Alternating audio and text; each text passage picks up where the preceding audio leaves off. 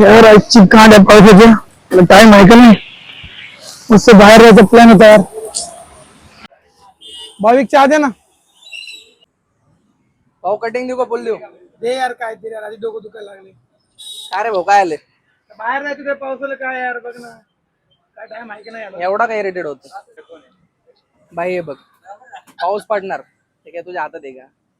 जे आहे ते आपलं आपलं चालू ठेवायचं. इरिटेड होऊन काय करणार? लाईफ मध्ये सगळ्या गोष्टी होत राहणार. ऍडजस्ट करायचं आपलं काम असतं. बाहेर जायचा प्लॅन होता रे भावाला ठीक आहे ना, मग पावसाची मजा घे, पावसात घेऊन फिर. भाऊ एक वाटा दे रे हे कोणाला दादाला वाडापाव दे.